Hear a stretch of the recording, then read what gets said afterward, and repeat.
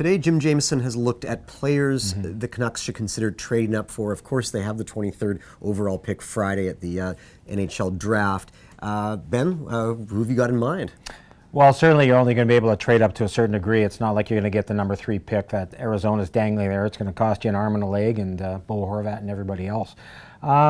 There are going to be about 6 defensemen get drafted before the Canucks pick at 23, and I can see Jim Benning maybe having some interest in a guy like Thomas Chabot, St. John's defenseman, a really good puck mover, a guy who really processes the game well, has a high hockey IQ, and you have to start thinking about a guy who can maybe quarterback the power play eventually.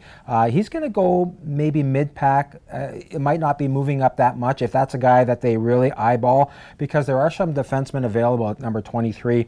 We've already talked earlier about Brandon Carlo, the hulking defenseman from the Tri-City Americans. He's going to go somewhere in the latter part of the first round. Oliver Killington is a really intriguing Swede who skates like a water bug all over the international ice. There are going to be defensemen available at 23. The thing here is that the Canucks have identified some ahead of these guys. Are they willing to make that move? That's going to be interesting. Okay, how important is it for them to trade up, and would it be a disappointment if they didn't? I don't think they need to. I think there are enough defensemen there, and they may want to address a need. I asked Jim Benning this question last week about, you've got positional needs, Jim. You need to think about your back end. You need to think beyond Henrik Sedin. I mean, thinking down the road, who's going to be your projected first-line center down the road? And don't be surprised, they could go for a center. Jansen Harkins, the local kid from the Prince George Cougars, is really high on their radar. All right, starting Thursday, Ben will be in Sunrise, Florida for the draft. You can read him at provincesports.com.